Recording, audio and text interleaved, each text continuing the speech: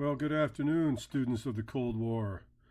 And here we find ourselves once again talking about the idea of the theory of containment. The global policeman, Korea, the first Cold War's battlefield.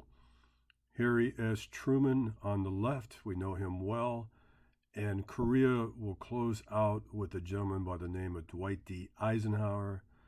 He was the Allied Supreme Commander in Europe in World War II. And actually, Eisenhower promised to go to Korea to help end the conflict, and he did. He did. But this is going to be, as they say, a hot mess. First of all, let's talk about Korea. Korea was called the land of the morning calm. And quite frankly, it is a beautiful country, unless you go there in the wintertime. Genghis Khan would not even invade Korea in the winter.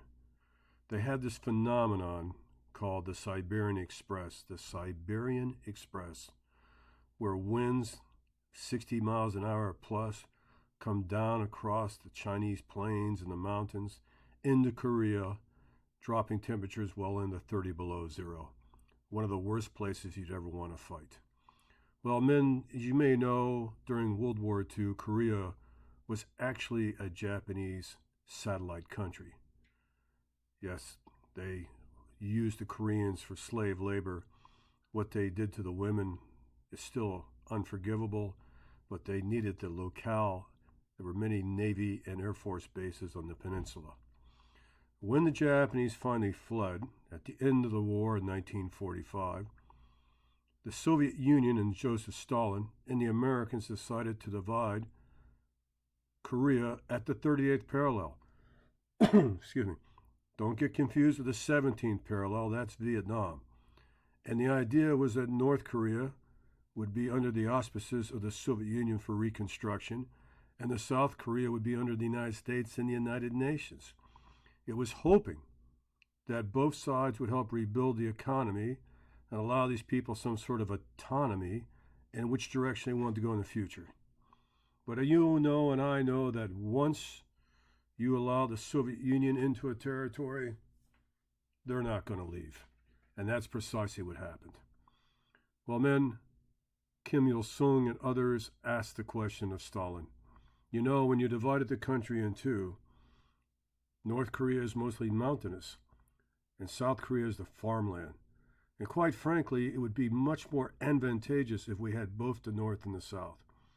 Do you think that Harry Truman would stop us from taking South Korea? And Stalin's answer was definitive.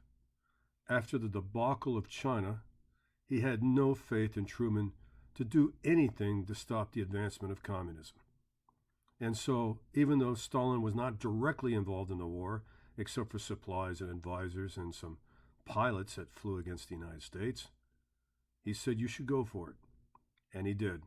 That fateful Sunday, July 25th, 1950. The flag of North Korea on the left, the flag of the Republic of Korea on the right. The left is the communist, on the right is our allies, the ROCs, the Republic of Korea. I think I'm going to put those flags on the test. Hey, why not? Gentlemen, this gentleman over here is a guy by the name of Dean Acheson. He was one of the old gang left over from World War II that believed that containment should be backed up with NSC 68, National Security Memo 68, that suggested we quadruple our military spending and perhaps use nuclear weapons against the Russians before they had a chance to catch up with us and to solve the problem now. Well, as you know, a lot of people didn't want to get involved in Asia. We had a bad experience in fighting the islands in the Pacific against the Japanese. Imagine, we're fighting against a country that's the size of California. And it took us 3 years to wind that up. The Japanese were ferocious. What would it be like to fight on the mainland of China, which holds 1/6 of the world's population? So guys like Acheson were hawks, and they believed that the idea was to use our military prowess before the Soviets caught up. And if we have to go to a third-rate country like China, why not? Truman practiced discretion, and he knew that the American people didn't want to get involved in an Asiatic war, not so close on the heels of World War II. You know, men, our economy was starting to falter after World War II, and Korea, that's not going to help at all, especially in a country where most of the people in the United States couldn't even find it on a globe. We don't want to send our sons back to Asia. Now, this is a test question. Harry used to really upset Congress because Congress wants to be informed about these things. They want to debate it. But Truman often kept Congress in the dark about his decisions in the Cold War. I'll say one thing, Dean Acheson's got one heck of a mustache. And then on that fateful Sunday, June 25th, the North Korean army came down, and it was like an Asian blitzkrieg. In fact, they caught the United States Army. Most of them were brought over from the Japanese occupational force, a police force watching the Japanese at the end of the war, and they could not resist. They were not ready for this type of mobile warfare that the North Koreans brought, and they caught us completely by surprise. If you look at the left slide down on the bottom, the Republic of Korea soldiers, the American Army, and everyone else involved, elements of the Air Force, were literally stuck in the southeast corner of Pusan. Panicky Pusan. As a matter of fact, some people have called it the American Dunkirk. If you remember that analogy from World War II, when Hitler had rolled up the British Expeditionary Force and the French in that little beach in Dunkirk, France. Well, there will be no cross-channel rescue this time because Korea is too far away from American bases in Japan. Man, it was a stunning rout by the communist North. And then Truman decides he wants to bring back the old war horse, one of the supreme commanders of the Pacific, the gentleman who was in charge of the Philippines, Douglas MacArthur, Congressional Medal of Honor winner like his father, who won the Medal of Honor during the Civil War. And basically, MacArthur had a heck of an ego. He believed that the war against Russia should include China. And he was very intent on reversing the Chinese Communist victory in 1949, driving Chairman Mao out, returning Chiang Kai-shek, our World War II ally, to the mainland, and he was not afraid to use nuclear weapons. At least that's what we were led to believe.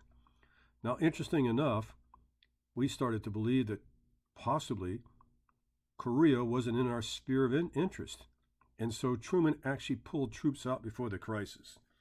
I personally believe, and I cannot back this up with historical documentation, that Stalin was still smarting from the Berlin airlift. That defeat he took when we fed 3.5 million people stuck on the wrong side of the blockade, which embarrassed Stalin in front of the entire globe. And I think he pretty much used the North Koreans as a proxy.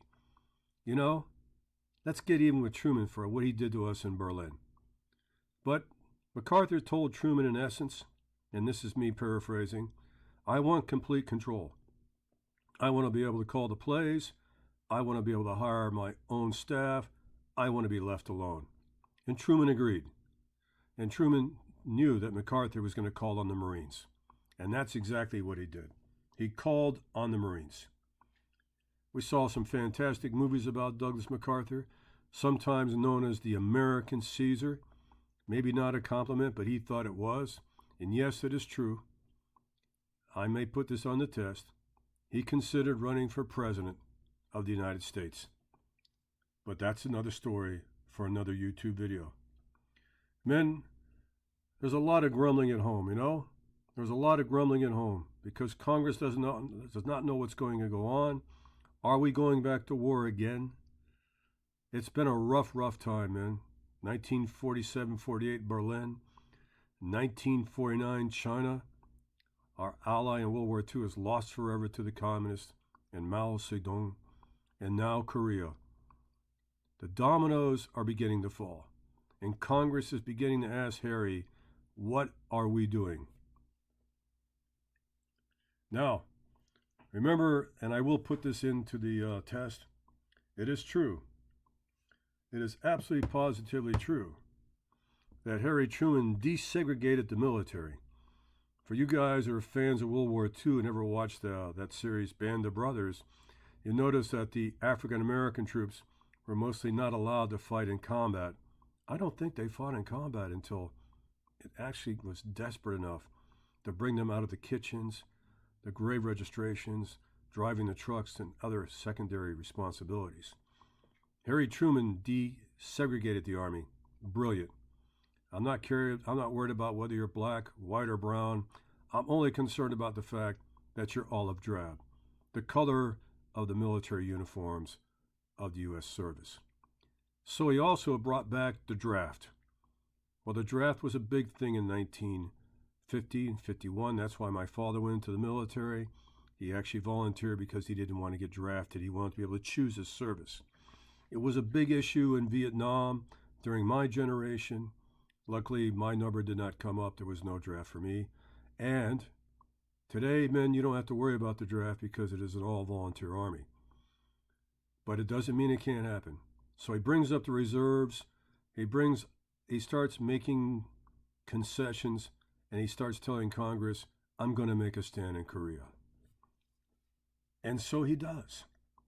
In the meantime, this is definitely a test question, big question.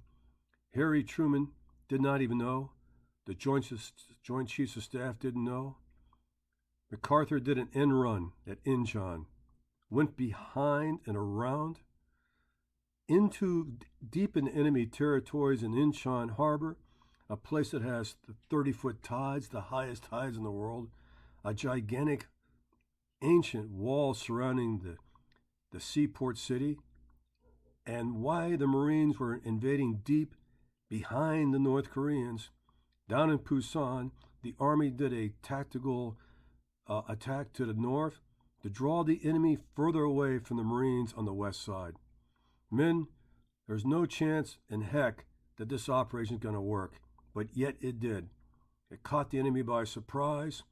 MacArthur rolls up behind those people that are threatening the Allies in Pusan, and he actually routs the communists, is considered to be a great hero, and now in every military institution, they study MacArthur's bold gamble at Incheon. It was a genius move that could have turned into an utter disaster. But he wants to go. There's the old ladders we talked about. Boy, the 1st Marines, there's something else. Still wearing that World War II Pacific camouflage. Well, men, the 38th parallel, the North Koreans, right, are getting a little bit nervous here because MacArthur, the original plan was to stop at the 38th parallel. But MacArthur wants to go further. He wants to go all the way up to Panmunjom, and he wants to rout the North Koreans and finish this problem once and forever.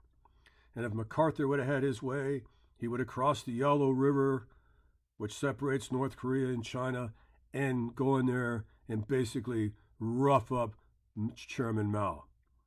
But gentlemen, that type of bravado will land you in a war in Asia that will literally tie down troops for decades and destroy the American economy. I remind you of that little struggle in Vietnam. Vietnam is not a very big country either, and they didn't even have a sizable air force. While I'm on the subject, men, we dropped more bombs on North Vietnam, South Vietnam, and Laos than we dropped in Japan and Germany and all the World War II. So what are you saying, OB? I'm saying you don't want to get in a war in mainland Asia. So I'm going to back up Truman on this one. Right? But with his popularity, MacArthur pushes on, and it is everything he wants it to be. He is routing the North Koreans. They have horrible supply problems, and he's doing a heck of a job rolling up this attack. Men, it's like he's wearing a big S on his shirt like he's Superman, and he's doing a wonderful job, but there's a little bit of a problem. The snowflakes are beginning to fall. You don't want to be in North Korea in the winter. Well, MacArthur pushes all the way up, very close to the Chinese border, and Chairman Mao, who told the Americans through the embassies in India that if I see MacArthur anywhere near the Yalu River, I'm going to blow a gasket. And that's exactly what he did. We don't even know. Some people say 300,000. Some people say 500,000. Chinese communists put down their rakes and their hoes, stopped being farmers, picked up their weapons and their manuals on guerrilla warfare and Chairman Mao's Red Handbook, and they marched. They marched. They didn't have trains. They didn't have enough wagons, didn't have enough vehicles. Most of them marched from China all the way into North Korea, and the worst weather which is coming down the pike. And a place called the Chozan Reservoir, not far from the Yalu River, a reservoir that's dry in the winter and is a source of water for North Korea in the summer. The Chinese communists catch the first Marines, the heroes of Incheon, in a valley, and they surround that valley. And as you might remember, Chairman Mao, that man knows a lot about guerrilla warfare. He once said in his Red Handbook, all true power comes from the barrel of a gun. Of course, I'm not condoning violence. I'm a little bit of a peace-loving, I guess you'd say, I don't want to say hippie, but man, if you're into guerrilla warfare, like North Korea, like Cuba, like Nicaragua, they read his book and they considered him to be a source on how to beat up the big guys. Well, man, we talked about the Chozan Reservoir and how it was so bad, 30 below zero, improper equipment, frostbite taking out a lot of the troops, the blackened toes and fingers, right? That finally the United States and Truman decided they had to write off the entire 1st Marines, write them off, get an eraser, wipe them off the board like they never existed. And you can imagine guys like Commander Ridgway and others, when they heard this news, they wouldn't take it. We're not going to surrender. We're not surrounded. We're going to bust out of this trap, march out of this valley to these mountains. We're going to march 26 miles to the closest seaport where the American Navy can get us. And it was one of the great reversals of the war. The Chozan few, the frozen chosen. But men, the 1st Marines took a beating, and so did the Chinese. One thing you don't want to do is fight a war in the winter with improper gear, because frostbite is a heck of a way to die. Now, an argument breaks out between these two personalities. If MacArthur would have had his way, he would have used the atomic bomb. I'm convinced of this. But now he's starting to push Truman around a little bit, writing nasty emails, listen to me, emails in the 1950s, writing nasty letters to congressmen and going on the record with newspapers that basically he thinks Truman is too soft. He's vanilla. He won't do what needs to be done. And he openly begins to disobey orders that Truman gives him. Quite frankly, it was a disobeying, it was insubordination, getting that close to the Chinese border. And after a while, Truman couldn't take any more, and he decided he had to fire, without a doubt, one of the most popular military generals of American history. And he fires him for insubordination. He flies him out to Wake Island, and he drops the hammer on MacArthur. And I got to tell you, Truman's popularity fell right to the floorboards. His popularity in some polls dropped as low as 28%. MacArthur was considered to be an American hero. Fired for insubordination, 5-star general, and now he is a hero. People literally turned their flags upside down in protest. That's the international sign of distress. They booed Truman in public. People made little, what do you call it, when you make a little stuffed mannequins and burned him. And it was horrible, absolutely horrible. The country was divided. Men, I still think Truman did the right thing.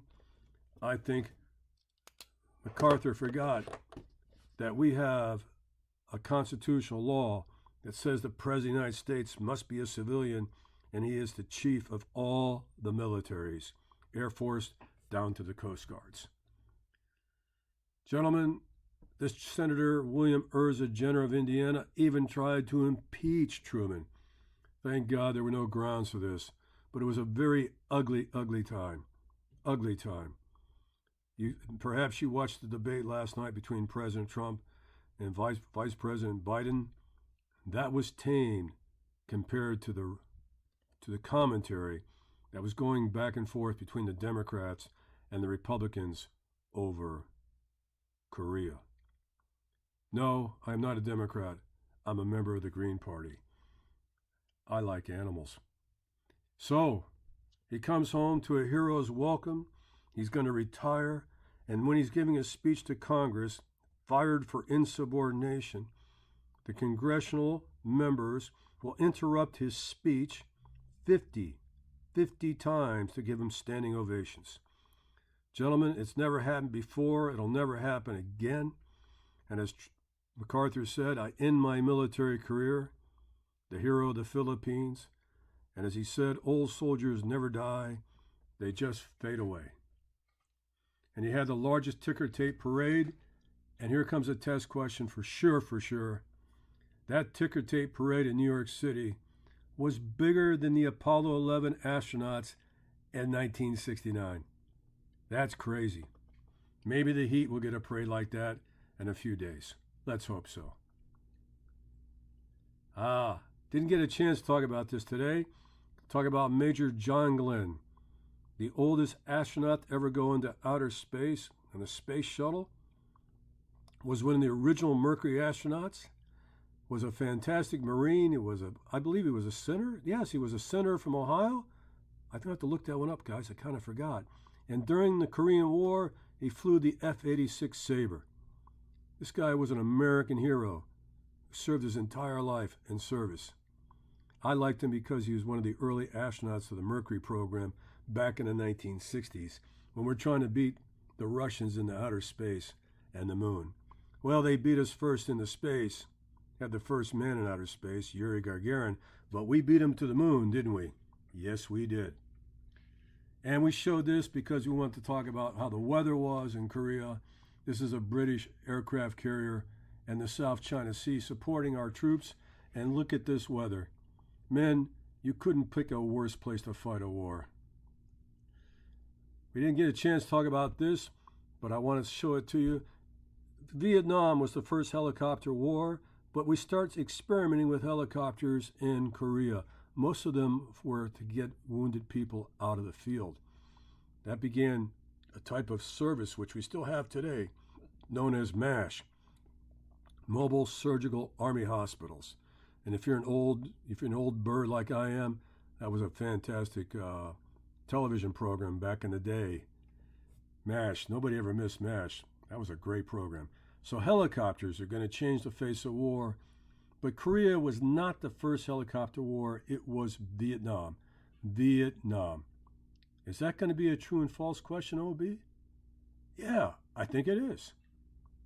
And then the Forgotten War. It doesn't seem anybody remembers Korea very well. The people I knew about it, my father was in that era, was in the military. He wasn't stationed in Korea. But his friends were, and they never talked about it. And when they did, the only thing they said was to me, it was cold. It was very, very cold. And here we have the Korean War Memorial. And you know, when you go up there in close-up and you're watching these guys walk across that snowy field, you're not in Washington, D.C. You're back in the Yalu River. You're back in Incheon. You're back in Chosun Reservoir. Wow, they did a great job in this. And if you're in D.C., you need to check it out. All right, men. The Korean War was a stalemate. It started at the 38th parallel. It ended at the 38th parallel. So now we begin to realize that when both sides have nuclear weapons and no one has an advantage, as always, in every war ever fought, from the time that the Assyrians were beating up on the Egyptians and vice versa, it always comes down to one thing: the foot soldiers. All right, lads, have a great night. I hope you enjoyed this video. If you have any questions, make sure that you let me know and I'll answer them. All right, guys.